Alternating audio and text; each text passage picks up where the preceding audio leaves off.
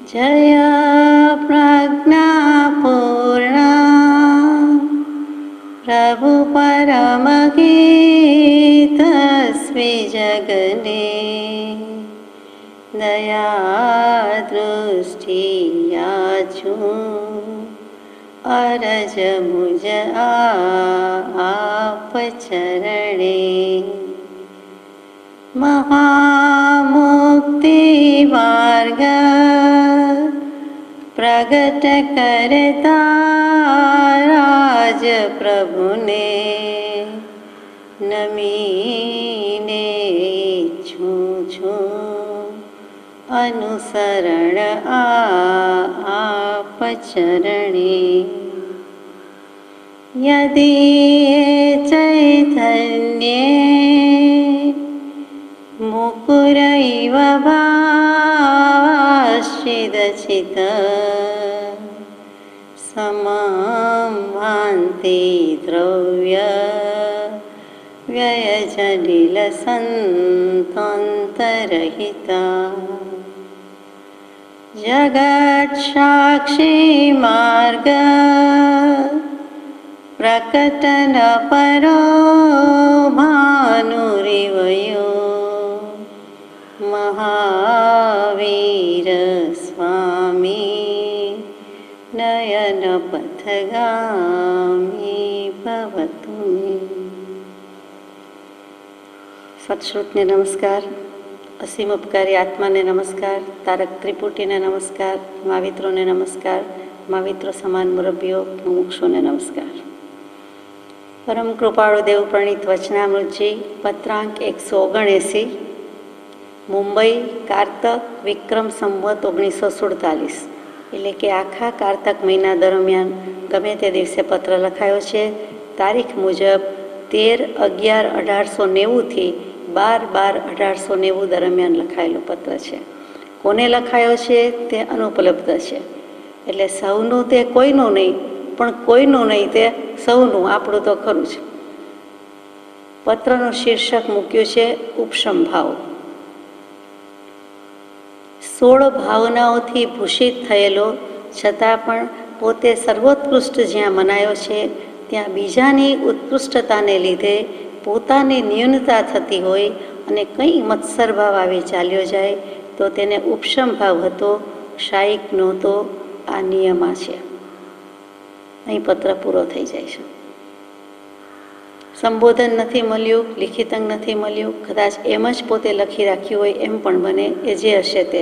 પણ બહુ અગત્યની વાત કહી દીધી છે. ઉપશમ ભાવ શીર્ષક જ મૂક્યું છે. ઉપશમ ભાવ એટલે શું, અને આ બધા ભાવ જાણવાની જરૂર શું છે? આત્માનો એક આત્મભાવ, તો પછી આવા બધા ભાવ જાણવાની જરૂર શું? મને તો આવા પ્રશ્નો થાય. તો કે જીવ અને અજીવ, જડ અને ચેતન બંને દ્રવ્ય છે, અને બંને દ્રવ્ય છે, વસ્તુ છે એમ કહેતા એને ભાવ હોઈ શકે છે. જડ જડ ભાવે પરિણમે, ચેતન ચેતન ભાવે પરિણમે. તો અહીંયા ભાવ એટલે શું કહેવું છે? તો કે ગુણ કે ધર્મ. એટલે ઉપશમ ગુણ કયો કે ઉપશમ ધર્મ કયો, એ ઉપશમ ભાવ કેવો છે. એટલે ભાવની વાત આવે એટલે ભૂ એટલે હોવું અને થવું, એ સીધી સાદી વાત છે. તે ભાવ થયા કરે છે, હોયા કરે છે, એના પરથી ભાવના શબ્દ આવ્યો. અહીંયા ભાવ શબ્દ શું કહેવું છે? તો કે તત્વાર્થ સૂત્ર એટલે કે મોક્ષશાસ્ત્ર, એના 10 અધ્યાય, એમાં બીજા અધ્યાયનું પહેલું સૂત્ર ઔપશમિક ક્ષાયિકૌ ભાવૌ મિશ્રશ્ચ જીવસ્ય સ્વતત્વમ ઔદયિક પારિણામિકૌ ચ. એટલે ત્યાં 5 ભાવના નામ આવ્યા કે ઔદયિક ભાવ હોય છે, ઔપશમિક ભાવ હોય છે, ક્ષાયિક ભાવ હોય છે, ક્ષૌપશમિક ભાવ હોય છે અને પરિણામિક ભાવ હોય છે. ઉદય પરથી ઔદયિક ભાવ, ક્ષય પરથી ક્ષાયિક ભાવ, પરિણામ પરથી પરિણામિક ભાવ, ક્ષૌપશમ પરથી ક્ષાપશમિક ભાવ અને ક્ષય પરથી ક્ષાયિક ભાવ. આ રીતે 5 ભાવ થાય છે. તો દરેક વસ્તુના અનંત ગુણધર્મ છે, અનંત લક્ષણ છે, અનંત શક્તિ છે. એમાં આત્મા ચેતન પણ આવી ગયો, અને બીજી બધી જે કાંઈ પર વસ્તુ છે કે જળ વસ્તુ છે એ પણ આવી ગઈ. તો અનંતી વસ્તુ હોય, અનેક ધર્મ લક્ષણ હોય, તો અહીંયા ભગવંતે 5 જ ભાવ કેમ મૂક્યા છે એમ પ્રશ્ન થાય કે જીવના 5 જ ભાવ કેમ છે? જે હમણાં 5 નામ બોલ્યા તે 5 ભાવ એ જીવના સ્વતત્વરૂપ છે, સ્વભાવરૂપ છે, સ્વરૂપ છે. અને અહીંયા ભાવ એટલે બીજું કાંઈ નથી, ગુણ કે ધર્મ. આપણને જે વિચાર આવે છે, ભાવ થાય છે, એ ભાવ સેજ વાર માટે ભૂલી જઈએ. સાચું તો છે જ, તો કે ગુણ અને ધર્મ એટલે જીવના આવા 5 ગુણ પ્રગટે કે 5 ધર્મ પ્રગટે, તે 5 ભાવની વાત છે. અહીંયા મૂક્યું છે કૃપાળુદેવે એક જ શીર્ષક મૂક્યું છે, તેની વાત વધારે લેવાની છે કે ઉપશમ ભાવ. હવે ઉપશમ ભાવ શું? એને આપણે ઘણીવાર ઔપશમિક ભાવ કહીએ છીએ, બધું એક જ છે. તો કે આત્મામાં કર્મો વિદ્યમાન હોવા છતાં થોડા સમય માટે તેના ઉદયનો સર્વથા અભાવ થઈ જાય, તેનું નામ ઔપશમિક ભાવ. તે વખતની જીવની જે અવસ્થા છે, જે ગુણ છે, જે ધર્મ છે, તે ઔપશમિક ભાવ કહેવાય. ફરીથી આપણને કોઈ પણ આત્માને ઘણા કર્મ હજી બાકી હોય, થોડા કે ઝાઝા, પણ જે કંઈ કર્મ બાકી હોય તે બાકી હોવાથી વિદ્યમાન છે, હાજર છે, સ્ટોકમાં, જથ્થામાં, હાજર સ્ટોકમાં, સત્તામાં પડેલા છે. એટલે કે વિદ્યમાન છે, હજી ક્ષય નથી થઈ ગયા, પણ થોડોક સમય એવો આવી જાય જીવનો અનંતકાળના પરિભ્રમણમાં કોઈ એક ભાવમાં કે તેના ઉદયનો તે વખતે સર્વથા અભાવ થાય. એટલે કે બિલકુલ ન હોવા જેવું થાય, એની કોઈ હાજરી ન લેવાય, નોંધ ન લેવાય, એવી રીતે એનો અભાવ થઈ જાય બહુ જ થોડા સમય માટે. એક અંતર્મુહૂર્ત માટે જ થાય. એમાં જઘન્ય અંતર્મુહૂર્ત, મધ્યમ અંતર્મુહૂર્ત, ઉત્કૃષ્ટ અંતર્મુહૂર્ત બધું આવી જાય. એ 9 સમયથી માંડીને 48 મિનિટમાં એક સમય ઓછો. જો 48 મિનિટ હોય તો 2 ઘડી કહેવાય, પણ 2 ઘડીની અંદરનો સમય એટલે જ આપણે અંતર્મુહૂર્ત કહીએ છીએ. 2 ઘડી બરાબર 1 મુહૂર્ત, પણ આપણે અંતર્મુહૂર્ત કહીએ છીએ. એટલે કે લિટલ લેસ ધેન 2 ઘડી કે લિટલ લેસ ધેન મુહૂર્ત, એટલે આપણે અંતર્મુહૂર્ત કહીએ. એમાં પણ 3 ભાગ પડ્યા કે 9મો સમય ત્યારથી લઈને 48 મિનિટમાં 1 સમય ઓછો. તો એની બે આપણે વાત કરતા હતા કે ઔપશમિક ભાવ કોને કહેવાય. તો તે વખતે એટલો સમય પણ જો ઉદયનો સર્વથા અભાવ થઈ જાય, એટલે કે કર્મો એક બાજુ પડી રહીએ પણ ઉદયમાં ન આવે, તો તે વખતે જીવને જે ભાવ થાય છે તે ઔપશમિક ભાવ હોઈ શકે, થઈ શકે છે. ને ઉપશમ ભાવ કહેતા અહીંયા બીજું કાંઈ નથી, ઉપશમ સંકેત છે. એને પહેલો શું કામ લીધો? પ્રશ્નો આપણને આવા બધા થાય કે આ 5 ભાવમાં ઔપશમિક જ પહેલો કેમ લીધો છે શાસ્ત્રકારોએ, જ્ઞાની ભગવંતોએ? તો કે મોક્ષના માર્ગમાં પહેલો ભાવ ઉપશમ ભાવ જ છે. બીજા બધા તો વિભાવ છે. જ્યાં સુધી મિથ્યાત્વ છે, સમ્યક દર્શન નથી, સ્વભાવનું ભાન નથી, તો વિભાવ ભાવ છે, પરભાવ છે, પરદ્રવ્યનું ગ્રહણ કર્યું, તેનું મોક્ષના માર્ગમાં કામ નથી, તેનાથી તો સંસાર પર વધે છે. તો મોક્ષના માર્ગની શરૂઆતમાં પહેલો હોવાથી તેને સ્થાન આપ્યું છે ઉપશમ ભાવને. એટલે પહેલો તે પહેલો. એટલે ઉપશમ ભાવ હોય તો જ સમ્યક દર્શન, કે સમ્યક દર્શન છે ત્યારે ઉપશમ ભાવથી જ થાય છે, અને ઉપશમ ભાવ પછી જ સમ્યક દર્શનથી જ ધર્મની, ભક્તિની, મોક્ષની શરૂઆત થાય છે. એકડો ત્યારે મંડાય છે. એટલે અહીંયા મોક્ષ માર્ગમાં પહેલો મૂક્યો છે. એટલે 5 ભાવમાં પણ એનો ક્રમ પહેલો છે, એમ સહેજે સમજાય છે. એટલે કે ઉપશમ ભાવ વિના સમ્યક દર્શન હોઈ શકતું નથી, અને સમ્યક દર્શનનું બીજું નામ જ ઉપશમ ભાવ હોવો જ જોઈએ. ત્યાં ક્ષાયિક સમ્યક દર્શન હોય તો ક્ષાયિક ભાવ હોય, પણ કોઈ પણ જીવને, કોઈ પણ જીવને, તીર્થંકર દેવ પણ આવી ગયા, એના અનંતકાળના પરિભ્રમણમાં જ્યારે પહેલીવાર સમ્યક દર્શન થાય છે તે વખતે જે પહેલો ભાવ છે તે ઉપશમ ભાવ છે. પછી ક્ષાયિક સમ્યક દર્શન થાય. એટલે તે કેવું છે, અહીંયા ઉપશમ ભાવ કહી દીધું છે, પહેલો છે. અને સીધી સાદી રીતે સમજવું હોય તો જેમ પાણી ભરેલું પાત્ર હોય, ગ્લાસ હોય, વાસણ હોય, કાંઈ પણ હોય, એમાં કતક ચૂર્ણ યાને ફટકડી, એલમ નાખવામાં આવે તો ખબર છે, જેને અનુભવ છે તેને, એ નીચે જે કંઈ ડોળ, મેલ, કચરો છે તે બેસી જાય છે, અને ઉપર એકદમ, એનું નામ જ નિર્મળી છે ફટકડી, એટલે તો એ એકદમ ઉપર નિર્મળ પાણી થઈ જાય છે. થોડાક સમય પૂરતું સ્થગિત થઈ જાય છે, સ્થિર થઈ જાય છે. જેવું એ વાસણ ઉંચકીએ, અગર તો કોઈ સાધનથી હલાવીએ, અગર હાથમાં હલ બોલાવી દઈએ, એટલે મેલ, ડોળ, પાણી બધું એક થઈ જાય છે, મહેનત એળે જાય છે.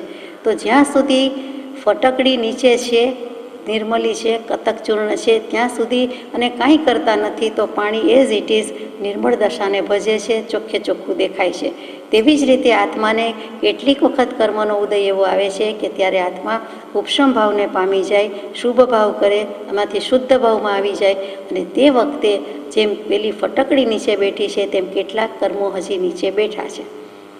પણ જેમ પહેલાં, એટલે કે પાણી સ્થગિત થયેલું છે ત્યાં સુધી કાંઈ વાંધો આવતો નથી, તેમ કર્મો સ્થગિત છે ત્યાં સુધી વાંધો આવતો નથી.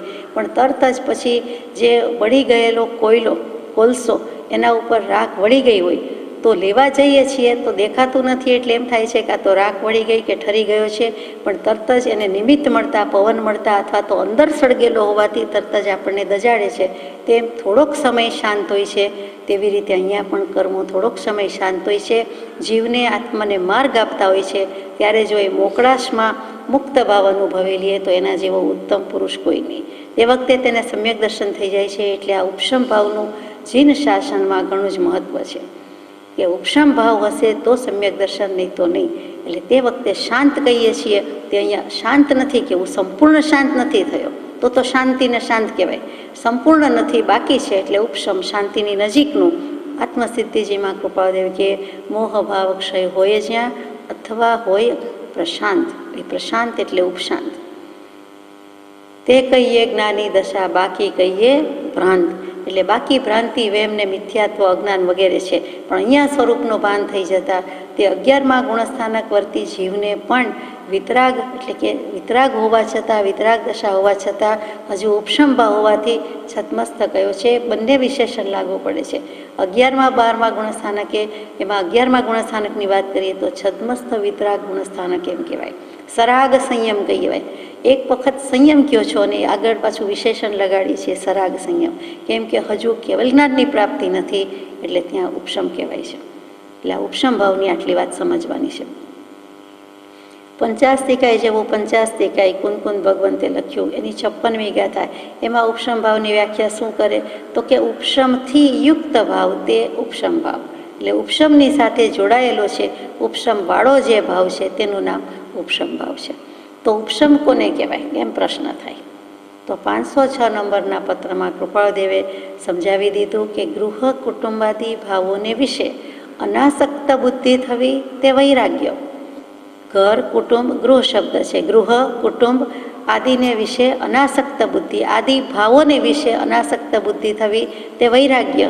અને તેની પ્રાપ્તિ અપ્રાપ્તિ નિમિત્તે ઉત્પન્ન થતો જે કશાય ક્લેશ અને તેનું મંદ થવું તે ઉપશમ. જે કાંઈ ગૃહ કુટુંબાદી ભાવો છે તેની પ્રાપ્તિ અપ્રાપ્તિ નિમિત્તે હર્ષ શોક થાય, કાંઈ પણ કશાય ક્લેશ થાય. હર્ષ એ પણ ક્લેશમાં જ ગયો છે, કેમ કે મન કલુષિત થાય છે, આત્માના ભાવ કલુષિત થાય છે, મન નિર્મળ રહેતું નથી. એટલે ત્યાં જે કંઈ થાય છે તેનું મંદપણું થવું, એટલે ઓછા થવા, પાતળા પડવા, ધીમે ધીમે ઓછા થતા જવું, એટલે કે કશાયની ઉપશાંતતા, તેનું નામ પણ ઉપશમ ભાવ છે. અને તે ઉપશમ ભાવની આગળ વાત લઈએ તો સર્વાર્થ સિદ્ધિમાં કહ્યું કે જે ભાવનું પ્રયોજન કે કારણ જ ઉપશમ છે તે ઉપશમ ભાવ છે. જે કંઈ ભાવ થાય છે તેનું પ્રયોજન, હેતુ કે કારણ તે જ આ ઉપશમ ભાવ છે. અને છેલ્લે ષટખંડાગમ ધવલાજીમાં એમ મૂક્યું છે કે જે કર્મોના ઉપશમથી ઉત્પન્ન થાય છે તે ઉપશમ ભાવ છે. એટલે કે કર્મોનો ઉદયનો થોડાક સમય માટે સર્વથા અભાવ, તેનું નામ ઉપશમ ભાવ. હવે અનંતા ભાવ હોય, અનેક ભાવ હોય, છતાં 5 જ મૂક્યા છે. શું કામ તો કે જે કંઈ જે ભાવો થાય છે જીવને તે ભાવ થવાના કારણરૂપ આ 5 હોવાથી આ 5ના નામ લખ્યા છે કે આ 5 કારણ કે 5 નિમિત્ત સિવાય છઠ્ઠું નથી, એટલા માટે આ 5 ભાવની વાત કહીએ છીએ. હવે પ્રશ્ન એમ થાય કે કોઈ એક જીવને ઓછામાં ઓછા કેટલા ભાવ હોઈ શકે, વધુમાં વધુ કેટલા ભાવ હોઈ શકે?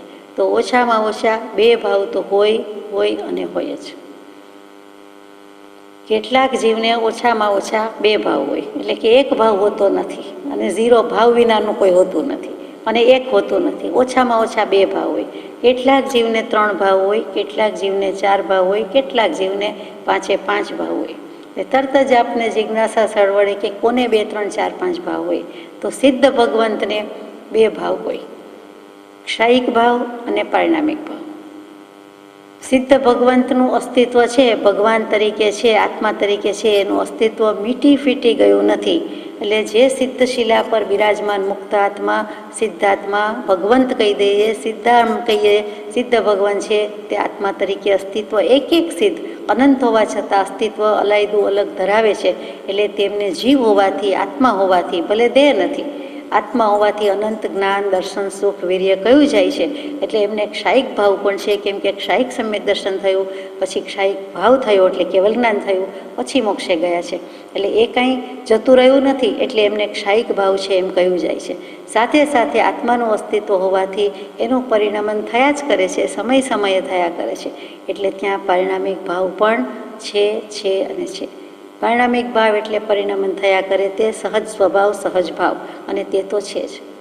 દિગંબર શાસ્ત્રોમાં ત્રિકાળી ધ્રુવ સ્વભાવ આવ્યા કરે એ વાત સાંભળવા મળે, વાંચવા મળે, તે બીજું કંઈ નથી, એ પરિણામિક ભાવની વાત છે. આપણે આત્મ સ્વભાવની વાત કરીએ છીએ, તે પણ પરિણામિક ભાવ છે. એટલે સિદ્ધ ભગવંતને ક્ષાયિક ભાવ અને પરિણામિક ભાવ છે, ઔપશમિક ભાવ, ક્ષૌપશમ ભાવ વગેરે નથી, કેમ કે એમાંથી પસાર થઈ ગયા, નીકળી ગયા છે.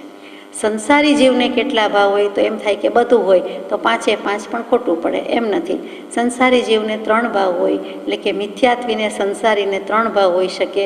ઔદયિક ભાવ એટલે કર્મના ઉદય નિમિત્તે જે ભાવ થયા કરે છે તે, અત્યારે પણ ચાલુ છે તે. પછી બીજું ક્ષૌપશમિક ભાવ હોય કે ક્યારેક જીવને ક્ષય અને ઉપશમ, કેટલાક કર્મોનો ક્ષય થઈ જાય અને કેટલાક કર્મોનો ઉપશમ થઈ જાય, એ બંનેનો સરવાળો તે ક્ષયોપશમ થાય, એટલે ક્ષયોપશમિક ભાવ પણ છે. અને પરિણામિક ભાવ તો છે ને છે, સમય સમયે પરિણમિત કર્યા જ કરે છે, એટલે તે પરિણામિક ભાવ છે. એટલે સંસારીને, મિથ્યાત્વીને જે કહ્યો તે ઔદયિક, ક્ષૌપશમિક અને પરિણામિક, એ 3 ભાવ છે. ક્ષાયિક સમ્યક દૃષ્ટિને કેટલા ભાવ છે તો કે ક્ષાયિક સમ્યક દૃષ્ટિને 4 ભાવ હોઈ શકે. કયા 4 ભાવ હોય તો કે ક્ષાયિક સમ્યક દૃષ્ટિને 5 ભાવ પણ હોઈ શકે છે. ઉપશમ શ્રેણી જ્યારે માંડે છે ત્યારે તેને 5 ભાવનું અસ્તિત્વ છે. સૌથી વધારે તેમને જ છે. એ પ્રોસેસ જ્યારે ચાલુ છે, ક્ષાયિક સમ્યક દર્શન થઈ ગયું, પછી શ્રેણી માંડે છે, એમાં પણ ઉપશમ શ્રેણી માંડે છે, ત્યારે તેને ઉપશમ ભાવ પણ હોવાથી 5 ભાવ છે. તો ઉપશમ સમકિત એને શું હોય તો કે ઉપશમ સમકિત એને ઔદયિક ભાવ હોય, ક્ષાપશમિક ભાવ હોય, પરિણામિક ભાવ હોય અને ઔપશમિક હોય, એ 4 ભાવ હોય. પણ હજી 5મો ક્ષાયિક ભાવ થયો નથી, કેવલ જ્ઞાન થયું નથી, એટલે તેને 4 હોય. ફરીથી સિદ્ધ ભગવંતને 2 ભાવ, સંસારીને, મિથ્યાત્વીને 3 ભાવ, પછી ઉપશમ સમ્યક દૃષ્ટિ છે એને 4 ભાવ, અને ક્ષાયિક સમ્યક દૃષ્ટિને ઉપશમ શ્રેણી હોય તો, ક્ષપક શ્રેણીની વાત નથી, ઉપશમ શ્રેણી હોવાથી ઉપશમ ભાવ પણ લેવો પડે, એટલે 5 ભાવ અસ્તિત્વમાં છે. અને તેમાંથી તે કેવલ જ્ઞાન લઈને મોક્ષે જતા રહે છે. પણ ઉપશમ શ્રેણીમાં પડવાનું થાય છે, એટલે ત્યાં કેવલ જ્ઞાનનો સંભવ નથી, એટલે ત્યાં નીચે પડવાનું આવે છે. તો આ ઉપશમ ભાવની સીધી સાદી વાત છે. હવે ઉપશમિક ભાવના 2 ભેદ, કે ઉપશમ સમકિત અને ઉપશમ ચારિત્ર, એટલે કે ઔપક્ષમિક ભાવ અને ઔપશમિક ચારિત્ર. વારંવાર આપણે ઔપશમિક ન બોલતા ઉપશમ ભાવ અને ઉપશમ ચારિત્ર અને ઉપશમ સમકિત એમ કહીએ છીએ. અને 8 કર્મો જે છે તેમાં ઉપશમ કોનો થાય છે તો કે ઉપશમ માત્ર એક જ કર્મનો થઈ શકે છે, બીજા 7 કર્મનો થઈ શકતો નથી.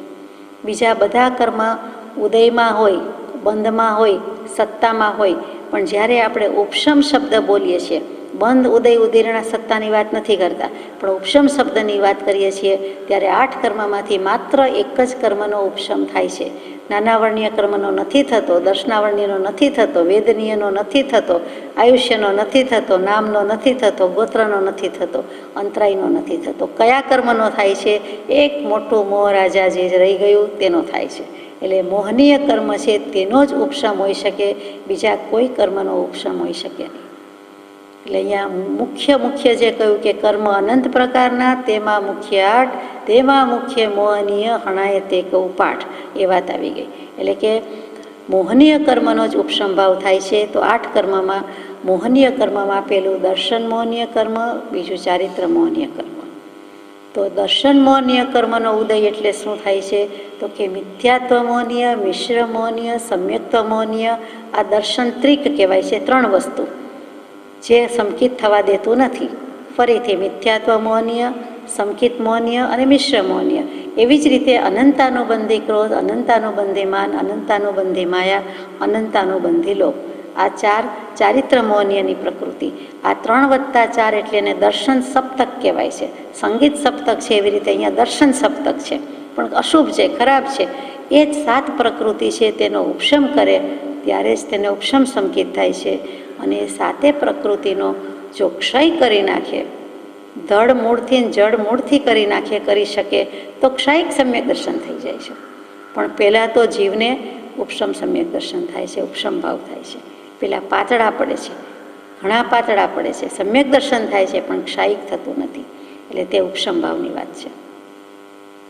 તે વખતે બીજું શું થાય છે તો કે ચારિત્ર મોહનીયની જે 21 પ્રકૃતિ બાકી રહી ગઈ, ચારિત્ર મોહનીયની, દર્શન મોહનીયની 7ની વાત લઈ લીધી, મોહનીય કર્મની કુલ 28 પ્રકૃતિ, એ 7 બાદ કરતાં 21 પ્રકૃતિ ક્ષય કરે ત્યારે શું થાય તો કે ચારિત્ર મોહનીયની 21 પ્રકૃતિ ક્ષય કરે એટલે તેને ઉપશમ ચારિત્ર કહેવાય છે. એટલે સીધી વાત છે, પહેલાંમાં ઉપશમ ભાવ આવ્યો, ઉપશમ સંકિત આવ્યો, એ 7નો ઉપશમ થતા, અહીંયા 21 પ્રકૃતિનો ઉપશમ થતા ઉપશમ ચારિત્ર આવ્યો. અને આ ક્યાં સુધી રહે છે તો કે ઉપશમ સંકિત કે ઉપશમ ચારિત્ર કોઈ પણ જીવને માટે એક સરખો નિયમ, વધુમાં વધુ અંતર મુહૂર્ત સુધી જ ટકે છે. એટલે કે 48 મિનિટમાં એક સમય ઓછો ત્યાં સુધી જ આખા જીવનમાં જો આ ભાવ આવ્યો તોની વાત છે, એટલે ત્યાં સુધી ટકી શકે. ત્યાં સુધીમાં આગળ જઈને જો ક્ષાયિક સમ્યક દર્શન કરી દઈએ તો ઠીક છે, નહીં તો પછી એને આગળ જવાનો માર્ગ રહેતો નથી. અને આયુષ્ય પૂરું થઈ જાય એટલે કદાચ દેહ પડી જાય તો પણ તે સમ્યક દર્શન સાથે લઈને જાય છે, પણ દેવલોકમાં એ ચોથું ગુણસ્થાનક કહેવાશે, સમકિતી દેવ કહેવાશે. પણ જે 11મા સુધી ચડ્યા હોય કે જે બધી પ્રકૃતિનો ક્ષય કરી હોય તે કહેવાતું નથી. પછી પાછો પુનર્ભવ લઈને બધું આગળ કરી શકીએ છીએ, સત્પુરુષાર્થ આદરી શકીએ છીએ. અને ઉપશમ શ્રેણીમાં ગયો હોય 21 પ્રકૃતિનો ક્ષય કરવા સુધી જાય છે, પણ ક્ષય નથી થઈ શકતો, ઉપશમ થાય છે. અને તે નિયમ છે કે 11મે ગુણસ્થાનકેથી તો પડે જ પડે. સાપ સીડી જેવું 91 95 સુધી છેલ્લે આવી જાય, પણ ત્યાં આવે એટલે કે નીચે પડવાનું, નીચે જ પડે. ઉપશમ શ્રેણી માંડવી એટલે એ પડવાનો જ રસ્તો છે, ધંધો છે. પણ 11મું ગુણસ્થાનક હવે કેવલ જ્ઞાન હાથમેતમાં કહેવાય, તેમ છતાં એટલું અંતરું રહી જાય છે. 7મી ટૂંકે જઈએ, 29,000 ફૂટ સુધી જઈએ અને પછી એવરેસ્ટ સર કરતાં પહેલાં થોડાક ફીટ માટે, કોઈ વાર કદાચ 2 ફૂટ માટે પણ લપસી પડે, એના જેવી વાત છે. એમાં તો કદાચ લપસે, બાકી ધ્વજા ફરકાવી દે છે જે તે કન્ટ્રીનો હોય તે. જ્યારે અહીંયા શું થાય છે તો કે નિયમ છે શાસ્ત્રોનો, એમાં કોઈ વ્યક્તિ અપવાદ નહીં કે 11મું ગુણસ્થાનક ટચ કર્યું અને 11મા ગુણસ્થાનકે ઉપશમ શ્રેણી પર આરૂઢ થયો, એ જીવ પડે જ પડે. તો આપણને પ્રશ્ન થાય કે શું કામ 11માને ટચ કરતા હશે? એવા કર્મનો ઉદય છે, એવા સીધો 12મે જઈ શકતો નથી અને 11મું આવે જ છે. કેટલાક જીવોને શ્રેણી માંડે છે. શ્રેણી ક્યારે માંડે છે તો કે 7મું અપ્રમત્ત ગુણસ્થાનક, એનો છેલ્લો ભાગ છેવાડું, ત્યારે સાતિશય પ્રમત્ત અને નિરતિશય પ્રમત્ત એમ 2 ભાગ પડે છે. તો સાતિશય પ્રમત્ત છે એટલે કે 7મેથી આગળ ક્લાસમાં જાય છે, એટલે 8મા ગુણસ્થાનકે આવે છે, શ્રેણી માંડી શકે છે, શુક્લ ધ્યાન, શુક્લ જ્ઞાન, કેવલ જ્ઞાન લઈને મોક્ષે જઈ શકે છે, તેનો કોઈ વાંધો નથી. પણ શ્રેણી માંડે છે ત્યારે ક્ષપક શ્રેણી માંડે તો એમ થઈ શકે છે. કેટલાક જીવો શ્રેણી માંડી જ શકતા નથી, એટલે 7મેથી છઠ્ઠે આવે, છઠ્ઠેથી 7મે આવે. છઠ્ઠા 7મા વચ્ચે હિંચકા ખાય, રીતસરના ડોલાયમાન થાય, ડોલાય ખાય એમ જ શબ્દ છે, એટલે કે ઝૂલે છે. એ છઠ્ઠા 7મા વચ્ચે ઝૂલતા મુનિવરો છે, એની દશાની વાત છે. કેટલાક પુરુષાર્થ આદરીને કાયોત્સર્ગમાં બેસી જાય એવી રીતે શ્રેણી માંડી દે છે, કેટલાક શ્રેણી માંડી શકતા નથી. શ્રેણી માંડે છે એમાં પણ 2 વિભાગ પડે છે કે ઉપશમ ભાવ છે, ઉપશમ સંકિત છે, એટલે તે પડે જ છે, ઉપશમ શ્રેણી માંડે છે અને પડે છે. અને જે ક્ષય કરી શકે છે તે 8મા ગુણસ્થાનકથી 9મું, 10મું અને સીધું 12મે ક્ષીણ મોહ ગુણસ્થાનકે પહોંચી જાય છે, કેવલ જ્ઞાનની પ્રાપ્તિ કરી લે છે. એટલે આપણા હાથમાં, કોઈ જીવના હાથમાં નથી, એની ઈચ્છા વશાત થવાતું નથી. એ સહેજે એને ઉપશમ ભાવ જ રહે છે, ક્ષય કરી શકતો નથી. એનો સત્પુરુષાર્થ ઓછો પડે છે, તે કરી શકતો નથી. એના કેટલાક કારણો છે, એ વળી એના પત્રમાં લઈશું. પણ એના હાથની, એના બસની વાત નથી, એને આધીન નથી, એટલે એવું થઈ જાય છે. તો એ ઉપશમ ભાવ અને ઉપશમ ચારિત્ર એ ઉપશમ છે, એટલે એ હજુ એમાં પડેલા છે કર્મો, એનો ક્ષય નથી કર્યો, ધડમૂળથી જળમૂળથી ફગાવી દીધા નથી, કાપી નાખ્યા નથી, થોડાક મૂળિયા બાકી રહી ગયા. એટલે મૂળિયા બાકી રહી ગયા એટલે ફરી ઉગવાના ચાન્સ છે, સીધી વાત છે. પણ મૂળિયા સહિત સમેત એ ક્ષય કરતો નથી, નાશ કરી શકતો નથી. જો કરી જાય તો ત્યાં ક્ષાયિક ભાવ છે, અને ક્ષાયિક સમ્યક દર્શન પહેલાં છે, અને પછી ક્ષાયિક ભાવ કેવલ જ્ઞાન થાય છે. એક ક્ષાયિકની વાત આવી. અહીંયા આપણે કૃપાળદેવે ટાઇટલ આપ્યું છે ઉપસંભાવ, એટલે ઉપસંભાવ સમજવાનો છે. એ પણ જેવો તેવો નથી. ઉપસંભાવ એટલે સમ્યક દર્શન. અનંતકાળમાં જીને નથી કર્યું, જીવે નથી કર્યું, જીન ભગવંતે કહ્યું છે પણ જીવે કર્યું નથી, તે આ જ નથી કર્યું કે ઉપસંભાવ એવો આવ્યો નથી. એની આ બધી પ્રકૃતિ, કર્મ પ્રકૃતિ એટલી શાંત થઈ નથી, એ ઉદયમાં જ આવ્યા કરે છે. અનંતાનુબંધી હજી ઉદયમાં છે, એટલે અનંત સંસાર વધે તેવા કર્મો બાંધ્યા કરે છે, વેદ્યા કરે છે, ભોગવ્યા કરે છે. અને બાંધતો હોવાથી પાછા પરિણામે પણ ભોગવવાના આવશે, ઉદય આવશે. અને પૂર્વે બાંધ્યા છે એટલે ઉદયમાં તો અત્યારે હોય જ છે. એટલે એમ 20 ચક્ર ચાલ્યા કરે છે. હવે અંતર્મુહૂર્ત સુધી જ આ પ્રક્રિયા ચાલતી હોય છે. તો અંતર્મુહૂર્તમાં શું થાય છે? તો કે એ અંતર્મુહૂર્ત સુધીમાં જેટલા કર્મના દલિકો, એટલે કે કર્મના દળિયા જેટલા ઉદયમાં આવવાના હોય તેટલા દળિયાને આવે છે એને ઉપરના ભાગમાં નાખી દે છે, એટલે કે ક્ષય કરી નાખે છે અથવા તો ઉપશમ કરી દે છે. અને જ્યારે ઉપશમ કરે છે ત્યારે શું થાય છે? તો કે જે કંઈ પોતાના આત્મપ્રદેશો છે એને દર્શન, મોહ વગેરેના, એટલે કે ઉપર 7 પ્રકૃતિ હમણાં કહી તેના કર્મના દળિયાથી રહિત કરી દે છે. એટલે કે ઉખર ભૂમિમાં જેમ અગ્નિ આવતા શાંત પડી જાય છે, તેમ કર્મનો ઉદય પણ ત્યાં સ્થગિત થઈ જાય છે, ક્ષય થતો નથી. તે સ્થિર થઈ જાય છે, સ્થગિત થઈ જાય છે, પણ ક્ષય થતો નથી. આ ઉપસંભાવની વાત છે. હવે અહીંયા કૃપાળદેવે લખ્યું એ વિચારીએ કે 16 ભાવનાઓથી ભૂષિત થયેલો છતાં પણ પોતે જ્યાં સર્વોત્કૃષ્ટ મનાયો છે ત્યાં. હવે આ 16 ભાવના શું? તો કે વૈરાગ્યની 12 ભાવના: અનિત્ય, અશરણ, સંસાર, એકત્વ, અન્યત્વ, અશુચિ, પછી આશ્રવ, સંવર, નિર્જરા, લોક, ધર્મ દુર્લભ, બોધિ દુર્લભ. આજે વૈરાગ્યની 12 ભાવના બોધમાં મોક્ષમાળા પહેલાં આપણે વિચારી તે બધા જ જ્ઞાની પુરુષોએ આ વૈરાગ્યની જ 12 ભાવના કીધી છે. અને પાયાની 4 ભાવના જ્યારે કહે છે ત્યારે મૈત્રી, પ્રમોદ, કારુણ્ય અને માધ્યસ્થ, આ 4 ભાવના કહેવાય. આ 12 + 4 ભાવના તે 16 ભાવના થઈ. અહીંયા સ્પષ્ટતા નથી કર્યો, સીધી 16 ભાવના કીધેલી છે. એટલે બીજી રીતે જુઓ તો 16 ભાવનાથી ભવાયેલો, સજ્જ થયેલો અને શણગારેલો, એટલે કે 12 ભાવના અને 4 પાયાની 16 ભાવનાથી જેનામાં સજ્જતા છે, એટલે કે તૈયાર થઈ ગયો છે, તત્પર થઈ ગયો છે, એવો જીવ, સમ્યક દૃષ્ટિ જીવ અને ઉપશમ ભાવને પામેલો સમ્યક દૃષ્ટિ જીવ, શ્રેણી માંડી શકે તેવો સમ્યક દૃષ્ટિ જીવ પણ શું કરે છે? તો કે પોતે જ્યાં સર્વોત્કૃષ્ટ મનાયો છે ત્યાં બીજાની ઉત્કૃષ્ટતાને લીધે પોતાની ન્યૂનતા થતી હોય એમ લાગે છે અને કંઈક મત્સર ભાવ આવી જાય છે. બીજો ચડિયાતો છે, મારા કરતાં સુપિરિયર છે એમ કરીને બીજાની ઉત્કૃષ્ટતા સહન નથી થઈ શકતી અને પોતાની ન્યૂનતા લાગે છે કે હું એનાથી ઓછો છું, ઉતરતો છું, એટલે ઇન્ફિરિયોરિટી કોમ્પ્લેક્સ કહો કે જે કહો તે આવી જાય છે. અને તેનાથી શું થાય છે? તો કે એને જલન થાય છે, ઈર્ષાભાવ આવે છે, અસૂયા આવે છે, અદેખાઈ આવે છે. મત્સર ભાવ એટલે શું? તો કે મચ્છરનો ભાવ, એટલે કરડી જાય તેવું. તો કે મત્સર એટલે મદ વત્તા અભિમાન, અંશે પણ જે રહ્યું છે, અને સરણ, મદ વત્તા સરણ એટલે કે મત્સર ભાવ. એટલે મદનું, મેળવણનું, અભિમાનનું જે કંઈ છે તે જરવું સરવું કે વહેવું શરૂ થઈ જાય છે. એનું નામ ઈર્ષા, બીજું કાંઈ નથી સાદી ભાષામાં. એટલે ઈર્ષા કે દ્વેષ બુદ્ધિ આવી જાય છે. અને તે વખતે તેને ઉપશમ ભાવ હોવાથી એમ થયું કે થોડોક સમય બધી પ્રકૃતિનો ઉદય કંઈ બંધ થઈ ગયો હતો, સ્થગિત થઈ ગયો હતો, પણ હજી મૂળિયા કાપી નાખ્યા નથી, જળમૂળથી ગયું નથી, બી પડ્યું છે હજુ. એટલે તેને ક્ષાયિક ભાવ નહોતો પણ ઉપશમ ભાવ હતો. એમ નિયમ છે, નિયમા છે. નિયમા કહેતા નિયમથી સિદ્ધ થાય છે. હમણાં શાસ્ત્રકારો પ્રાકૃત ભાષામાં અથવા ગુજરાતીમાં પણ એક જ્ઞાની પુરુષો નિયમ લખવાની બદલે વધારે ચોક્કસતા અને નિશ્ચયાત્મકતા દર્શાવવા માટે નિયમા શબ્દ વાપરે છે. હકીકતે નિયમ જ છે, બીજું કાંઈ નથી, એમ જ એનો અર્થ થાય છે. તો અહીંયા ક્ષાયિક ભાવની વાત છે. હવે પ્રશ્ન એમ થાય કે ક્ષાયિક ભાવ શું છે? તો કે કર્મનો સંપૂર્ણ ક્ષય કરી દીધો હોય, એટલે કે કેવલ જ્ઞાન થયું હોય. પહેલાં દર્શન મોહનીય ગયો, પછી ચારિત્ર મોહનીય ગયો, એટલે મોહનીય કર્મનો સંપૂર્ણ સર્વથા ક્ષય, એટલે તત્સમયે કેવલ જ્ઞાન થાય.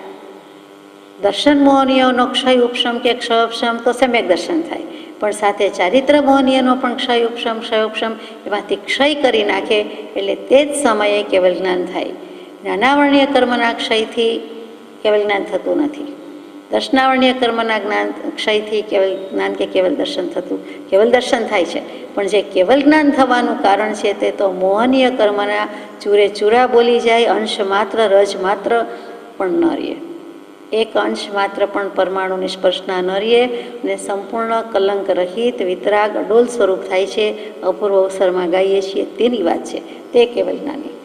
એટલે અહીંયા વિચારવા જેવું છે કે ક્ષાયિક સમ્યક દર્શન અને એનાથી ક્ષાયિક ભાવ થાય છે. ક્ષાયિક ભાવ એટલે બીજું કાંઈ નહીં, કેવલ જ્ઞાન, અને તરત જ ક્ષાયિક ભાવના નવ ભેદ પડે છે, નવ લબ્ધિ પ્રગટે છે એમ કહીએ છીએ. તે લબ્ધિ એટલે લાભ, લબ્ધિ એટલે શક્તિ ફોરવે છે એમ નથી અહીંયા અર્થ. તો તે નવ કઈ તો કે અંતરાય કર્મનો પણ ક્ષય થયો, એટલે દાન, લાભ, ભોગ, ઉપભોગ અને વીર્ય. આ જે દાનાંતરાય, લાભાંતરાય, ભોગાંતરાય, ઉપભોગાંતરાય, વીર્યાંતરાય એ પાંચ પ્રકૃતિ છે, ઘાતી કર્મની પ્રકૃતિ છે. એ પાંચે પાંચ પ્રકૃતિનો સર્વથા ક્ષય થઈ જાય છે, અને એટલે એની સામે લબ્ધિ પ્રગટે છે. દાન, લાભ, ભોગ, ઉપભોગ અને વીર્યની લબ્ધિ પ્રગટે છે. કોને? કેવલ જ્ઞાનીને. સાથે સાથે બીજા ચાર શું પ્રગટે છે તો કે અનંત જ્ઞાન, અનંત દર્શન, અનંત સુખ અને અનંત વીર્ય. એ પણ ત્યારે પ્રગટી જાય છે. ટુ ઇટ્સ ફુલેસ્ટ, સંપૂર્ણ માત્રામાં પરિપૂર્ણ રીતે પ્રગટી જાય છે. પૂરું એટલે પૂરું, કેવલ જ્ઞાન, નથિંગ બટ નોલેજ, અને પ્યોરિટી, પ્યોરિટી, પ્યોરિટી. એટલી પવિત્રતા, નરી નિર્મળતા અને એટલી શુદ્ધિ એકમાત્ર અખંડ દ્રવ્યની તે સમયે છે, તે કેવલ જ્ઞાન છે. કેવળ નિજ સ્વભાવનું અખંડ વર્તે જ્ઞાન કહીએ કેવળ જ્ઞાન, તે દેહ છતાં નિર્વાણ. દેહાતીત દશા છે, દેહ હોવા છતાં પણ દેહાતીત દશા છે, દેહથી પર છે. હજુ બીજા કર્મો, આયુષ્ય, નામ, ગોત્ર વગેરે બાકી છે. હજી દેહધારી છે. સંસારીપણામાં અર્યંતને, વિતરાગને કેવા પડે છે? કેમ કે સિદ્ધશિલા પર પહોંચ્યા નથી. એટલે તે ક્ષાયિક ભાવ છે. પણ જો આવો મત્સર ભાવ કે ઈર્ષા ભાવ કે જલન થઈ, અને એ પણ બીજો ઉત્કૃષ્ટ છે, પોતે ઉત્કૃષ્ટ મનાયો હતો પણ બીજાની ઉત્કૃષ્ટતાથી હવે પોતે ન્યૂન થયો, એટલે આ ભાવ આવી જાય છે, તો તે ઉપશમ ભાવ છે, ક્ષાયિક નહોતો એ નિયમ છે. બીજી રીતે વિચારીએ તો 16 ભાવના જ્ઞાની પુરુષને શું અભિપ્રેત છે તે તેઓ શ્રી જાણે. વૈરાગ્યની 12, પાયાની 4, એમ સરવાળો 16 ભાવના. એકલું 16 ભાવના લખ્યું છે. 16 કારણ ભાવના હોય તો તે તીર્થંકર નામ કર્મ ઉપાર્જન કરવાની કારણ ભાવના છે. તીર્થંકર નામ ગોત્ર કેવી રીતે બંધાય તો કે પોતાની ઈચ્છાથી બંધાતું નથી. એવો ઉત્કૃષ્ટ અધ્યવસાય, ઉત્કૃષ્ટ ભાવ વેદાઈ જાય તો તે વખતે બંધાઈ જાય છે. જગતમાં કોઈ પણ એક કાળચક્રમાં કાં તો 24 તીર્થંકર હોય, કાં તો 20 તીર્થંકર હોય. ભરત અને ઐરાવત ક્ષેત્રમાં 24 તીર્થંકર દેવ જ થાય, અને મહાવિદ્ય ક્ષેત્રમાં 20 તીર્થંકર દેવ જ થાય. આ શાશ્વત નિયમ છે, કોઈ પણ કાળે આમ જ હોય, અને લગભગ 3જા 4થા આરામાં જ થાય.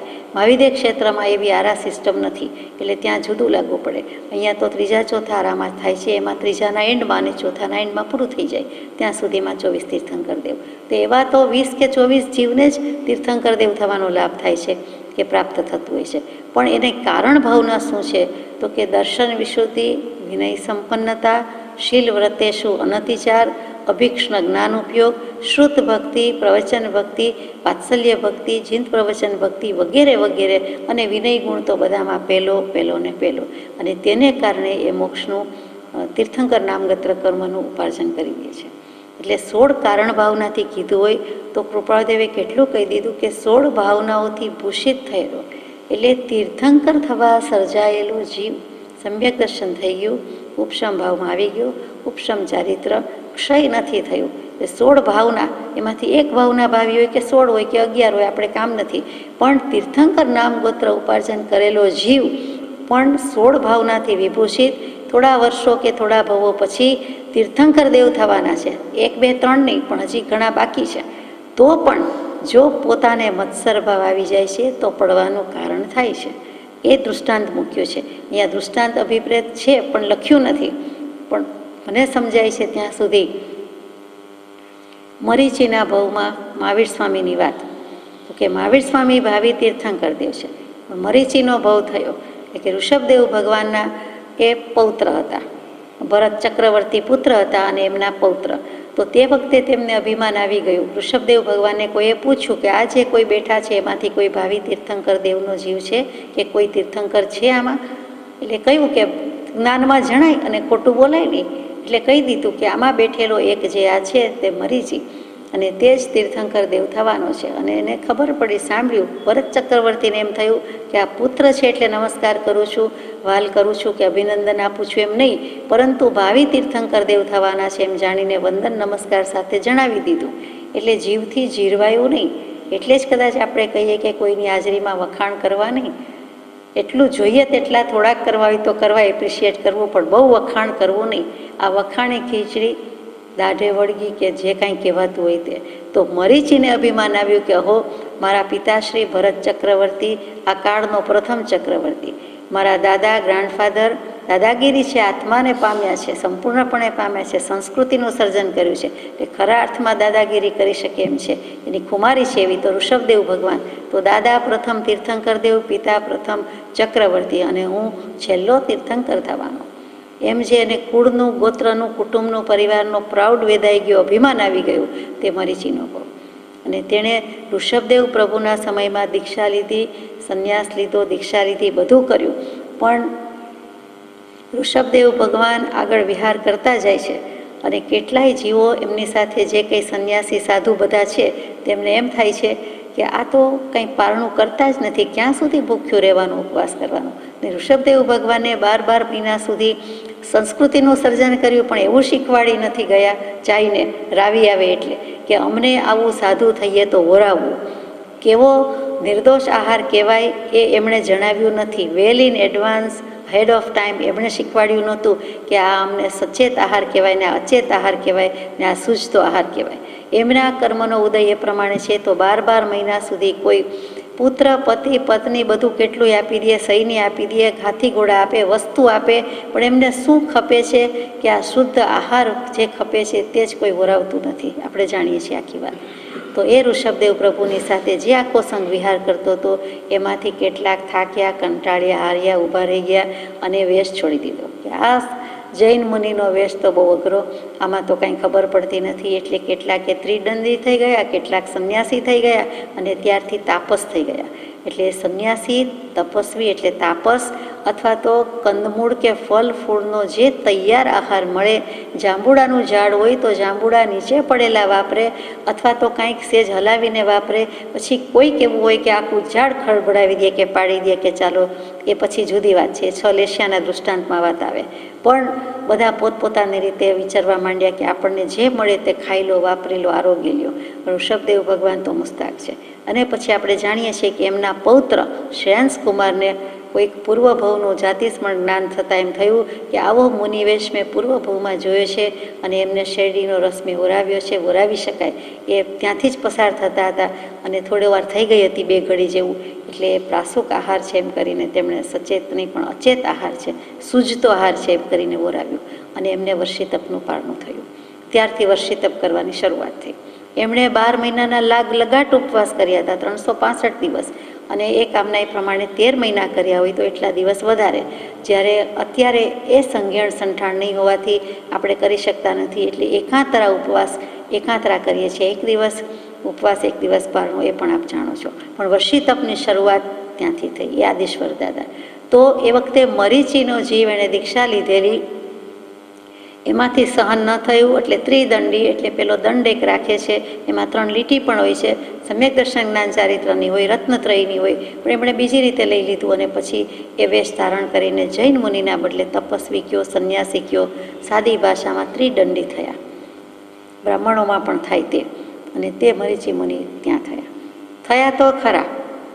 મનમાં તો પ્રતીતિ છે કે દાદા તીર્થંકર દેવ છે અને તે જ સર્વજ્ઞ છે, પણ પોતે ખોટી પોતાને સર્વોત્કૃષ્ટ મનાયો છે. ત્યાં પોતે સર્વોત્કૃષ્ટ માને છે કે હું પણ બધું જાણું છું. પછી કોઈ પૂછે છે, જુદા મંદિરમાં જુદી જગ્યાએ બેસીને સત્સંગ ભક્તિ કરતા હોય તેમ બેસે છે અને કેટલાક દર્શનાર્થી આવે છે ત્યારે પૂછ્યું કે અમે અહીંયા જઈએ કે અહીંયા જઈએ, અહીંયા પણ મંદિર છે, અહીંયા પણ મંદિર છે, અહીંયા જ્ઞાની પુરુષ બિરાજે છે, તીર્થંકર દેવ બિરાજે છે, તો અહીંયા કોણ છે? તો પોતે એમ કહે છે કે ધર્મ ત્યાં પણ છે, ધર્મ અહીં પણ છે. તે વખતે એમ નથી કહેતા કે સર્વોત્કૃષ્ટ સર્વોપરી સર્વજ્ઞ દેવ તો ઋષભદેવ પ્રભુ છે, આમ પણ મારા દાદા છે, કે ત્યાં વિનય ગુણનું ખૂન થઈ ગયું, વિનય ચૂકી ગયા, પહેલામાં પહેલું ચૂકી ગયા. ઉત્સૂત્ર પ્રરૂપણા પણ થઈ કે ત્યાં પણ છે, અહીં પણ છે. અને પછી પાછું કેવું હોય તો મત્સર ભાવ આવ્યો કે જીવ મારો કોઈ શિષ્ય નહીં થાય, હું બધાને આમ કહીશ તો બધા ત્યાં જ જશે, બધા એના શિષ્ય થશે. એટલે શિષ્યવૃત્તિ કરવાનું પણ આકર્ષણ, પ્રલોભન, લાલચ થઈ અને ત્યાં એમ કહી દીધું કે ધર્મ ત્યાં પણ છે, ધર્મ અહીં પણ છે, અહીં આવો તો અહીં પણ ખુશીથી થઈ શકશે. એમ કરીને તે મરીચીએ કર્મ બાંધી દીધા. તો કેટલા બધા ભવ સુધી રજળપાટ થઈ. મહાવીર સ્વામીના 27 ભવ તો મુખ્ય 27 ભવ, બાકી સમ્યક દર્શન પ્રાપ્તિ પછીના 27 ભવ, પણ મરીચીને તો ઘણું પરિભ્રમણ થયું. અને તે એ જ સૂચવે છે કે લગોલગ થઈ જાય એમ હતું, તરત જ થોડાક સમયમાં તીર્થંકર દેવ થઈ જાય એની બદલે, મોક્ષે જતા રહે એની બદલે, પણ આ એક મત્સર ભાવ આવ્યો અને તેમાં પણ ઉપશમ ભાવ હતો, ક્ષાયિક ભાવ નહોતો. એટલે આ સમજવા જેવી વાત છે કે કેવું થઈ જાય છે. એટલું જ બાકી હોય તેમ, ઓછું અધૂરું અપૂરતું હોય તેમ, એ એક ભાવની વાત નથી. પણ મરીચીએ શિષ્ય કર્યા, પછી દેહત્યાગ પણ થયો અને પછી દેવલોકમાં ગયા. પછી સાંખ્ય દર્શનની જે માન્યતા છે તે કપિલ મુનિએ, એટલે કે કપિલજીએ પ્રણીત કર્યું. કપિલ ઋષિ એમ કહેવાય છે, ખરું છે, પણ એ કપિલ એટલે બીજું કોઈ નહીં, પણ મરીચીએ દેવલોકમાં રહ્યા પણ કપિલને શીખવાડ્યું તે સાંખ્ય દર્શનના પ્રણેતા. એટલે કે વિતરાગ દર્શનની વાત મૂકીને, ઋષભદેવ ભગવાનની વાત મૂકીને, સર્વજ્ઞતાની વાત મૂકીને પોતાનું મેળવણ મૂક્યું. પોતાને જે કાંઈ મત્સર ભાવ આવ્યો હતો, મદ મચ્છર જે કહ્યો તે અહંકાર આવી ગયો, પોતાની માન્યતાનું મેળવણ મૂક્યું અને સાંખ્ય દર્શનની શરૂઆત કરી. એટલે એક ભવ પૂરતો દોષ નથી, પણ ભવો ભવ રખડાવે તેવો દોષ કર્યો છે, તે સમજવા જેવું છે.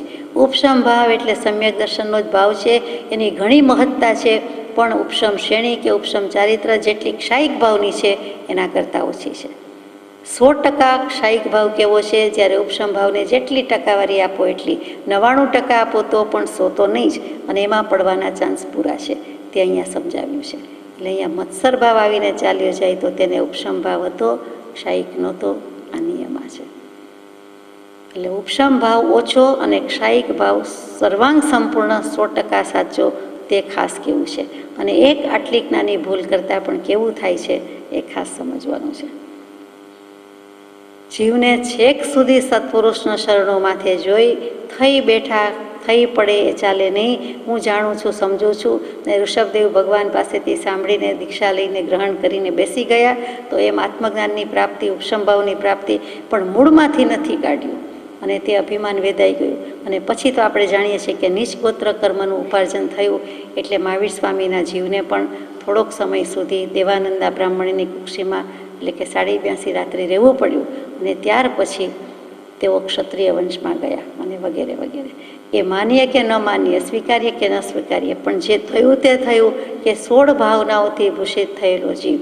એટલે બધા તીર્થંકર દેવ નથી હોતા, તો ત્યાં 16 કારણ ભાવના, કેમ કે મરીચી મહાવીર સ્વામી એ તો તીર્થંકર થયા એટલે આપણે 16 કારણ ભાવનાની વાત લીધી. પણ બીજા બધા 20-24 તીર્થંકર દેવ સિવાયના જીવો મોક્ષે તો જઈ શકે છે, ક્ષાયિક ભાવ તો લઈ શકીએ કે વિજ્ઞાન લઈ શકીએ. તો એના માટે 16 ભાવના એટલે વૈરાગ્યની 12 ભાવના અને પાયાની 4 ભાવના એમ સમજાય છે. ખરેખર તો કૃપાળુદેવને શું કહેવું હશે, કયા અનુસંધાનમાં લખાયું છે એ આપણે નથી કહી શકતા. પણ ઉપશમ ભાવ અને એના કરતાંય ઉપશમ શ્રેણીમાં આવ્યો એટલે એ જીવ પડે જ છે. અને 11મેથી પડવું એટલે જેવી તેવી વાત નથી. અને જેટલા ઊંચે ગયા પછી પડીએ એટલે પછડાટ વધારે લાગે, એ આપણે સમજી શકીએ છીએ. એટલે છેક સુધીનો માર્ગ મોકળો, માથે સત્પુરુષ અને હું કાંઈ જ નથી કે વિજ્ઞાન થતાં સુધી લુખ્ખા અથવા તો ઓછા જ રહેવાનું છે. આત્માનો સ્વાદ ચાખ્યો છે એટલે લુખ્ખો શબ્દો ઠીક નથી લાગતું, પણ તેમ છતાં પોતે ઊણા ને ઊણા, લઘુ ને લઘુ રહેવાનું છે. એટલે તો પ્રભુ શ્રીજી કહે અમારું નામ લઘુરાજ બરોબર છે, અમે લલ્લુજી નહીં પણ અમે લઘુરાજ છીએ. એટલે એમાં બંને આવી ગયું કે નાના લઘુ, છોટા, પણ પછી રાજ તો ખરા જ, એટલે નાની આવૃત્તિ. એટલે એમાં બંને વસ્તુ આવી ગઈ કે કૃપાળુદેવનું નાનું સ્વરૂપ એટલે રાજચંદ્ર ભગવાન, ભલે ને નાના રાજચંદ્ર ભગવાન, પછીના થયેલા ભગવાન, બીજા રાજચંદ્ર ભગવાન, એ પણ આવી ગયું. અને રાજ એટલે શોભે છે કે લઘુતાથી લઘુ શોભે છે, નહીંતર શોભે કેવી રીતે? એટલે તે લઘુરાજ સ્વામી. અને એમાં પછી પાછી નમ્રતા મૂકવી હોય એટલે દીનતમ અને દીનદાસી, દુષ્ટદાસી વગેરે લખતા આપણે જાણીએ છીએ. એટલે એટલી નમ્રતા બ્રહ્મચારીજીની તો કંઈ વાત જ કહેવા જેવી નથી. એટલી નરી નમ્રતાની મૂર્તિ, કાંઈ જણાવવા જ ન દે. એટલે કોઈને એવો ખ્યાલ જ ના આવે કે આ જ્ઞાની પુરુષ છે. એટલી નમ્રતાપૂર્વક રહ્યા છે. કોઈને થાય કે અમુક ડિગ્નિટીથી રહેવું જોઈએ, એમ પણ રહ્યા નથી. એમને ઠીક લાગ્યું છે કે નમ્રતાથી જ આગળ જવાશે, કંઈ જ નથી. આગળ જે પુરુષો થઈ ગયા છે તેમાં કપી થયા, હોમાઈ ગયા, ફના થઈ ગયા. ટોટલ સરેન્ડર કે પોતાનું અસ્તિત્વ સંપૂર્ણપણે એમાં ઓગાળી દીધું છે. મીઠાની કાંકરી સમુદ્રમાં, નદીમાં, કોઈ પણ પાણીમાં મૂકીએ તો એ પોતાનું આપોઆપ અસ્તિત્વ રાખી શકતું નથી, રાખે નહીં. એ વિલીન થઈ જાય છે, ભળી જાય છે, એમાં આવી જાય છે. ભલે સિદ્ધાર્થમાં થાય છે, એનું અસ્તિત્વ ઓગળી જતું નથી. એમ કીધે દેહભાવ, સંસારભાવ બધો ભસ્મીભૂત કરે છે. એટલે કે સિદ્ધાર્થમાં જેમ અલાયદા અલગ છે તેમજ કોઈ પણ આત્માનું અસ્તિત્વ એમ કાંઈ મીટી ફીટી જતું નથી. એ તો જે છે તે છે જ, પણ બીજા બધા ભાવોનું ખાત્મો કરી દે છે, ભસ્મીભૂત કરી દે છે, ક્ષય કરી દે છે. એટલે ઉપશમ ભાવની મહત્તા જેવી તેવી નથી. આખા સંસારના પરિભ્રમણમાં સમ્યક દર્શન પહેલું જોઈએ છે. એટલે ઉપશમ ભાવ તો છે જ. થોડાક પણ કષાયની ઉપશાંતતા એમ લખ્યું, માત્ર મોક્ષ અભિલાષ. એટલે કષાયનું ઉપશમન થાય તો અગત્યનું છે. એના પરિણામે ઉપશમ ભાવ પણ થાય, એટલે ઉપશમ સમ્યક દર્શન થાય. પણ પછી ઉપશમ શ્રેણીની બદલે એને ક્ષાયિક કરવાનું છે. એટલે એકડો થશે તો પછી 2, 3, 4, 9, 10, 100 થશે. એટલે એકડાની કિંમત જે છે તે ઉપશમ ભાવની કિંમત છે. પછી ક્ષાયિક ભાવની કિંમત ભલે 100 હોય, પણ એકડો મંડાઈ તો થાય. એટલે મોક્ષ માર્ગમાં પેલો હોવાથી 5 ભાવમાં મોક્ષશાસ્ત્ર રચનારા તત્વાર્થ સૂત્ર રચયિતા ઉમાસ્વાતી સ્વામી કયો, એમણે પણ ઔપશમિક ભાવ પેલો લીધો. 10 અધ્યાયમાં, પહેલા અધ્યાયમાં મોક્ષ શું એ બતાવ્યું. અને આ ઉપશમ સંકિત એને શું હોય છે તો કે આત્મા શું, સ્વર્ગ નર્ક છે કે નહીં, સ્વભાવ શું, વિભાવ શું, એ બધી જ બાબતમાં કોઈ જ શંકા રહેતી નથી. આ જ આત્માનુભવ કે શું, એમાં પણ એને શંકા નથી, શ્રદ્ધા છે. એટલે કે બધું જ નિર્મૂળ થઈ જાય છે. એટલે કે એવી કોઈ શંકા, આશંકા, કુશંકા, જિજ્ઞાસા કાંઈ એવું રહેતું જ નથી. એ સમ્યક દૃષ્ટિ છે, એવો નિડર છે, નિર્ભય છે, નિશંક છે. એટલે તો એમ કહ્યું કે નિશંકતાથી નિર્ભયતા હોય છે, નિર્ભયતાથી નિહિસંગતા એટલે મોક્ષ પ્રાપ્ત હોય છે. 254માં પત્રનું ટાઇટલ મૂક્યું કૃપાળુદેવે. એટલે એટલો એ નિડર હોય. અને કોઈની પડી નથી, એક ભગવાનની પડી છે. બહુ પરિભ્રમણ ન વધવું જોઈએ, બાકી કોઈનો ડર નથી, બીક નથી, ભય નથી. એ સમ્યક દૃષ્ટિનું લક્ષણ છે. એ જ વસ્તુ અહીંયા સૂચવે કે આવા ઉપસંભાવની બલિયારી છે. માટે પહેલો મૂક્યો કે ઔપક્ષમિકૌ ક્ષાયિકૌ ભાવૌ મિશ્રશ્ચ જીવસ્ય સ્વતત્વમ ઔદયિક પારિણામિકૌ ચ. સ્વતત્વમ, સ્વ આત્મા, આત્માના દ્રવ્યના સ્વભાવરૂપ છે, સ્વરૂપરૂપ છે. અને તે ભાવ કહેતા અસાધારણ ગુણ, ભાવ કહેતા અસાધારણ ધર્મ. ભાવ કહેતા ગુણ અને ભાવ કહેતા ધર્મ. પણ અનંત છે. પણ એ અનંત ભાવોનું કારણ શું તો કે કારણમાં 5 છે, 6ઠ્ઠો ભાવ નથી. અને કોઈક વખત કોઈક જગ્યાએ શાસ્ત્રકારો લખે છે તે સાન્નિપાતિક ભાવ. એટલે કે બધાનો સંગઠિયો શંભુ મેળો થાય તે સાન્નિપાત, જેના પરથી સનેપાત ઉપડ્યો છે એમ કહીએ છીએ વ્યવહારમાં, તે સન્નિપાત. તે અહીંયા સાન્નિપાતિક ભાવની વાત નથી, પણ આ 5 ભાવની વાત છે. એ મુખ્ય આ 5 ભાવ છે. ને છતાં બધાના અંશ ભેગા થતા હોય, મિક્સચર કરી નાખીએ, હોચપોચ ખીચડી થાય, એટલે ત્યાં સાન્નિપાતિક ભાવ મૂક્યો. અને પરિણામિક ભાવનું એટલું જ મહત્ત્વ છે. એ સહજ સ્વભાવ તો છે ને છે, એટલું જ એનું મહત્ત્વ છે. પણ અહીંયા જે કૃપાળુદેવે મૂક્યું છે આ પત્રમાં, તે ઉપશમ ભાવ અને ક્ષાયિક ભાવની સરખામણી છે. આપણે સમજી શકીએ, સ્વીકારી શકીએ કે ક્ષાયિક ભાવ સર્વોત્કૃષ્ટ છે, સર્વોત્તમ છે. ક્ષાયિક ભાવ બીજો કોઈ નથી. કેવલ જ્ઞાન સિવાય ક્ષાયિક ભાવ કોઈને આવી શકે નહીં. ક્ષપક શ્રેણી ચડે એટલે ક્ષાયિક ભાવ આવ્યો, અને ક્ષાયિક ભાવ આવ્યો ત્યાં એને કેવલ જ્ઞાન થવાનું છે. કેવલ જ્ઞાન થતાં આ 9 ભાવ જે કયો તે ક્ષાયિક ભાવની ઉત્પત્તિ થાય છે. એ બંને સાથે છે, અવિનાભાવી સંબંધ છે. એટલે એ તો ખરું જ. પણ કેવલ જ્ઞાનની વાત પછી છે, પહેલાં સમ્યક દર્શનની છે. તો સમ્યક દર્શનમાં આ શું કામ કહેવાય છે કે કોઈ જીવને એમ થાય કે ઉપશમ સમ્યક દર્શન ન થાય, ક્ષાયિક સમ્યક દર્શન ન થાય? થાય. પણ ઉપશમ ભાવનું જે મહાત્મ્ય છે તે ક્ષપ એટલે કે ઉપશમ સંકિતનું તે ક્ષપસમ સંકિત કરતાં વધારે છે. ક્ષપસમ સંકિત હોય, કાં તો ઉપશમ સંકિત હોય, કાં તો ક્ષાયિક સંકિત હોય. તો ક્ષપસમ સંકિત કરતાં પણ અહીંયા ઉપશમ ભાવનું મહત્ત્વ છે. કેમ કે શ્રેણી માંડે છે ત્યારની વાત આવી ગઈ છે. ચોથા ગુણસ્થાનકે આત્માનુભવ થાય છે તે ત્યારે ઉપશમ ભાવ હોઈ શકે છે. અને પછી 8મા ગુણસ્થાનકે એટલે કે 7માના અંતમાં જે શ્રેણી માંડે છે ત્યારે પણ ઉપશમ ભાવ છે. એટલે અપૂર્વકરણ કે અપૂર્વ ભાવ કે અપૂર્વ અવસર કહીએ છીએ તે 2 રીતે છે સમજવા જેવી વાત છે. કે અનંતકાળના પરિભ્રમણમાં મિથ્યાત્વમાં છીએ, તેમાંથી અત્યંત અપૂર્વ એવો કોઈ વખત ભાવ આવે છે, કદી નથી કર્યો, આખા જીવનમાં અનંતકાળમાં નથી કર્યો, અને તે ભાવ તે વખતે જે થાય છે તે અપૂર્વ ભાવ, એટલે કે અપૂર્વ એવું સમ્યક્ત્વ ઉત્પન્ન થાય છે. અને તે થયા પછી 8મા ગુણસ્થાનકે એટલે કે શ્રેણી માંડવાનો પુરુષાર્થ કરે છે, ત્યારે બીજી વખતે એટલે કે દ્વિતીય ઉપશમ કહેવાય છે, પેલું પ્રથમ ઉપશમ કહેવાય છે, એ જીવનમાં પરિભ્રમણમાં બીજી વાર એવો ભાવ અનુભવે છે અને ત્યારે શ્રેણી માંડે છે. સમ્યક દર્શન તો છે જ, એટલે એથી ઉત્કૃષ્ટ એમ ધ બેસ્ટ ને the best of the best કહીએ, એના જેવું કે વન ઓફ ધ બેસ્ટ કહીએ એમ. પહેલાં એવી રીતે અપૂર્વ ભાવ થયો, પછી બીજી વખત અપૂર્વ ભાવ ત્યારે થાય છે અને તે શ્રેણી માંડીને પુરુષાર્થ કરે છે. હવે તે ઉપશમ શ્રેણી હોવાથી પડવાનું થાય છે, તો પછી પાછું કોઈક જીવ એવો પ્રબળ હોય, એવો બળ્યો હોય કે તે જ ભવે બેઠો થઈને ઉપશમ શ્રેણીમાંથી એટલો વિકટ ઉત્કટ પુરુષાર્થ કરે કે ક્ષપક શ્રેણી માંડીને મોક્ષે પણ જઈ શકે. બેઠો પડ્યો એટલે હવે એને વાર રાખશે એવું નથી. કેટલાકને વાર લાગે, બહુમતીને વાર લાગે કે એને ચોથે આવી જવું પડે, છઠ્ઠે સાતમે આવે, ચોથે આવે, ગબડે અને પાછું ઓલ ઓવર અગેઇન પહેલેથી શરૂઆત કરવી પડે એમ પણ બને, ચોથાથી નીચે જતો રહે. એ બધી વાત સાચી, પણ ભગવાન કહે છે એક વખત આત્માનો અનુભવ કે સ્વાદ ચાખ્યો છે એટલે તે મોક્ષે જવાનો જ છે. એક વખત ચાખી આવ્યો છે એટલે એને હક છે, રિઝર્વેશન થઈ ગયું છે, વચ્ચે જે થયું તે પણ એનું બુકિંગ છે એટલે પાછો બેઠો થાય છે. અર્ધ પૂતગલ પરાવર્તન કાળમાં તો અચૂક મોક્ષે જાય અને કોઈક વખત 15 ભવમાં મોક્ષે જાય, એમાંથી આ જે પડ્યો હોય એમાંથી 1, 2, 3 ભવમાં પણ મોક્ષે જાય, એ બધું થઈ શકે. અને કોઈક વિરલો તો તે જ ભવે બેઠો થઈને દોડવા માંડે, જોરદાર દોડે અને પછી ઓલિમ્પિકમાં ગોલ્ડ મેડલ લઈ જાય તેવું થાય. એ રેકર્ડ તો હજી બ્રેક થાય, પણ આ પોતાના કર્મનો રેકર્ડ પોતે જ બ્રેક કર્યો, ટોટલી બ્રેક કર્યો કે ડિસ્ટ્રોય કર્યો, પછી નિર્મૂળ થઈ ગયો, ક્ષય થઈ ગયો. ક્ષાયિક સંકેત, ક્ષાયિક ભાવ એટલે કેવલ જ્ઞાન અને મોક્ષ. એટલે ત્યાં ભગવાને જ્ઞાની ભગવંતોએ બારી તો ખુલ્લી જ રાખી છે, લટકતી જ તલવાર રાખી છે કે જો બળીઓ થાય, જો જોરાવર થાય, જો પુરુષાર્થ કરે તો એને મોક્ષ થાય જ થાય, ન શું થાય. ખુલ્લું પડ્યું છે, ફેરવવા માંડે, વાપરવા માંડે, આવડત વાપરે, આવડત લઈ લે, શીખી જાય, જ્ઞાનની કળા છે તો સંપૂર્ણપણે તે મોક્ષે જઈ શકે છે એમ સમજાય છે. એટલે આ ઉપશમ અને ક્ષાયિક અથવા ક્ષાયિક અને ઉપશમની વાત છે. એટલે બંને ભાવ છે, બંને સમ્યક દર્શન છે, બંને ચારિત્ર છે અને તે જ મોક્ષે લઈ જઈ શકે છે, બીજું લઈ જઈ શકતું નથી. આ નિયમાનો અર્થ. અને આ મત્સર ભાવની વાત આવી. મત્સર ભાવનો એક અર્થ એમ પણ મૂક્યો છે કે પર સંપત્તિને પ્રત્યે અસહિષ્ણુ થઈ જાય છે.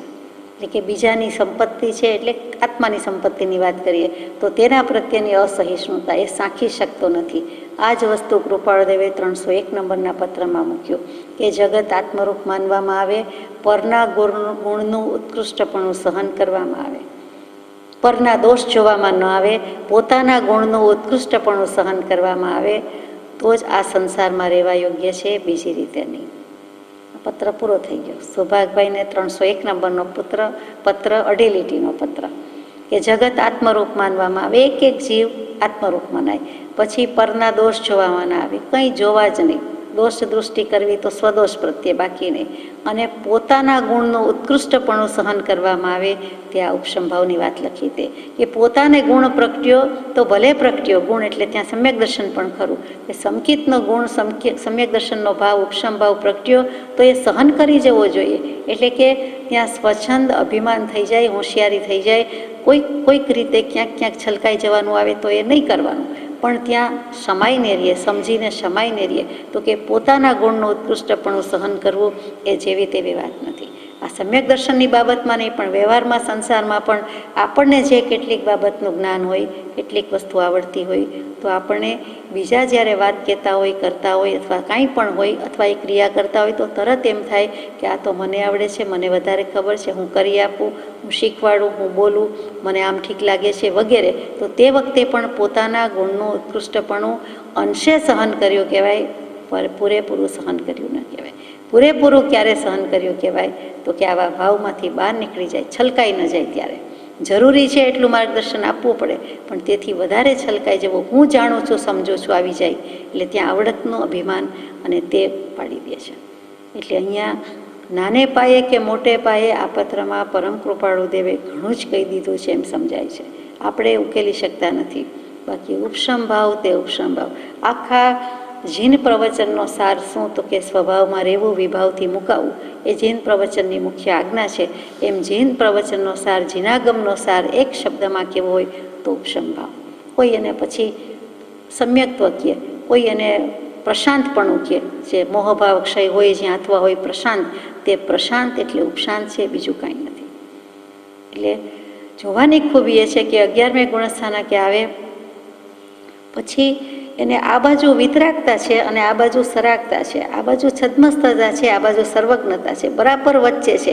એટલે ગુણસ્થાનનું નામ પણ જ્ઞાની ભગવંતે છદ્મસ્થ વિતરાગ ગુણસ્થાન કહેવું પડે. એ કેવી દશા કે આમ જાય તો આમ ને આમ જાય તો આમ. એટલે સર્વજ્ઞ થવું થવું, કેવલ જ્ઞાન થવું હોય અને એની બદલે એને પડવાનું થાય, એ એક વિચારવાનું છે કે 11મા ગુણસ્થાનક વાળાની હાલત કેવી છે. અને અંતર્મુઠ સુધી જ આ ભાવ રહે, પછી એ ગુણસ્થાનકમાં ન કહેવાય. કાં તો આયુષ્ય પૂરું થઈ જાય એટલે બીજા ભાવમાં શરૂ થઈ જાય, બધું મોટે ભાગે દેવગતિમાં જ જવાનું થાય છે.